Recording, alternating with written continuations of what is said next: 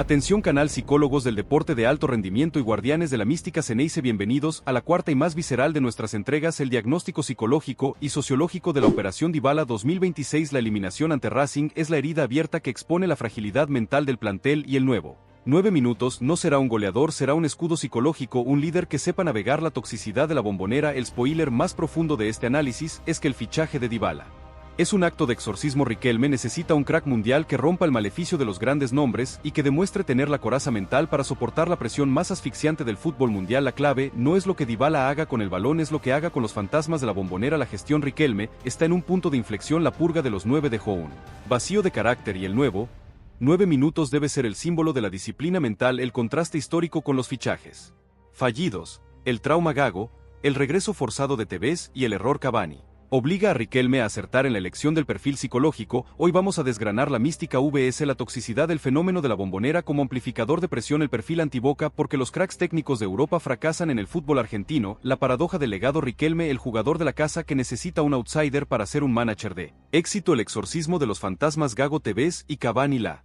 maldición de los grandes regresos y la cuenta regresiva traumática. El fichaje en 2026 como apuesta final para minimizar el daño inmediato. El fichaje no es solo un tema deportivo, es una terapia de choque para el alma Xeneize. Suscríbanse al canal y déjenme en los comentarios: ¿Dybala tiene el perfil psicológico necesario para triunfar en Boca o sucumbirá a la toxicidad de la Bombonera como las grandes estrellas del pasado? El destino emocional del Xeneize está en juego. Capítulo 1. La Bombonera, Pressure Cooker, mística vs toxicidad y el amplificador de presión. La Bombonera no es solo un estadio, es un fenómeno sociológico, un amplificador de presión que agiganta a los líderes y destruye a los frágiles. El nuevo 9 minutos debe ser un jugador que entienda la dinámica de este ambiente único donde la mística convive en una tensión constante con la toxicidad del entorno. La crisis post-eliminación expuso la fragilidad mental de un plantel que no supo manejar la presión en los momentos decisivos. La purga de los 9 es un reconocimiento implícito de que el club falló en la selección de carácter. El ambiente de Boca tiene dos caras que Dybala debe aprender a distinguir.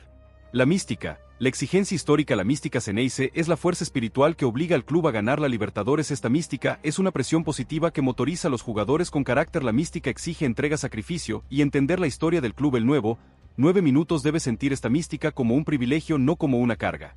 La toxicidad, el entorno mediático y social. La toxicidad es la contracara de la mística. El entorno mediático y la hinchada virtual magnifican los errores, generan rumores constantes y destruyen la confianza de los jugadores. El caso Jiménez y la falta de apoyo institucional es el ejemplo más crudo de esta toxicidad. El nuevo 9 minutos debe tener una coraza mediática que lo aísle de este entorno. Dybala, un jugador que ha jugado en Italia un ambiente igual de tóxico, tendría una ventaja en este aspecto. El factor Dybala, un jugador de bajo perfil y alta disciplina, es el antídoto contra la toxicidad mediática. Riquelme busca un delantero que no genere polémica, que hable en la cancha y que no le dé argumentos a la oposición. El fichaje de Dybala es un acto de inteligencia emocional. El club necesita un líder que restaure la calma y convierta la presión en motivación. La Bombonera Pressure Cooker es el escenario final donde Dybala deberá demostrar su valía. La coraza mental es tan importante como el gol. En el área, Dybala tiene la capacidad mental para navegar la toxicidad y convertir la mística en gloria, o el Pressure Cooker lo destruirá como a otros grandes nombres. La respuesta definirá el destino psicológico del plantel.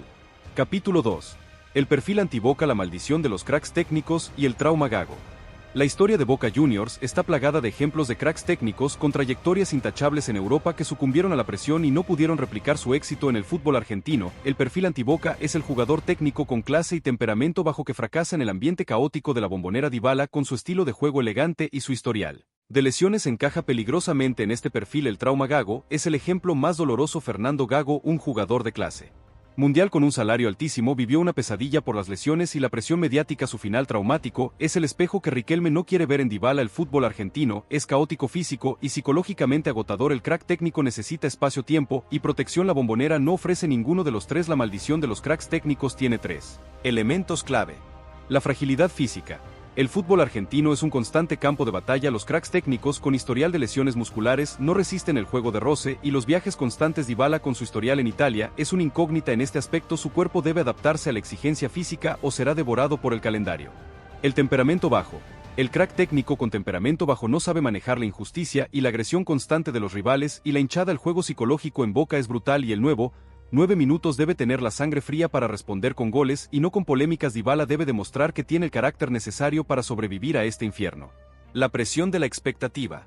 La expectativa sobre un crack mundial es descomunal. El jugador no tiene margen de error. El primer partido malo o la primera lesión desencadena la histeria. Dybala debe ser un jugador mentalmente blindado que convierta la expectativa en motivación. Riquelme busca un delantero que rompa esta maldición. Dybala, con su perfil bajo y su experiencia europea, tiene la oportunidad de ser el elegido. La elección del perfil no es solo por goles, es por supervivencia. El nuevo 9 minutos.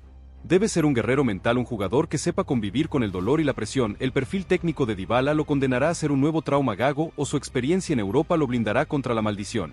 La respuesta definirá el destino deportivo del club. Capítulo 3. El exorcismo de los fantasmas. TV's 2. Cavani y la maldición de los grandes regresos.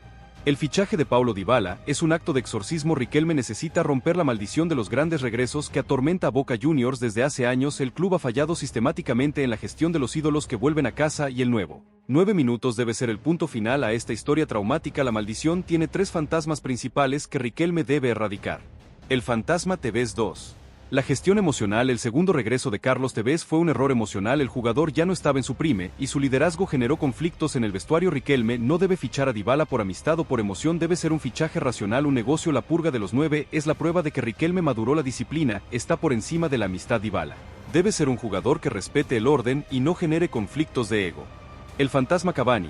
El error costoso. Edinson Cavani es el fantasma más reciente. Su fracaso rompió la estructura económica y deportiva del club. Riquelme no debe repetir el error de contrato fijo y largo. Dybala debe ser un contrato de riesgo compartido que se pague por rendimiento. El exorcismo Cavani pasa por fichar a un 9 minutos que sea un negocio y no una carga financiera. El fantasma Gago.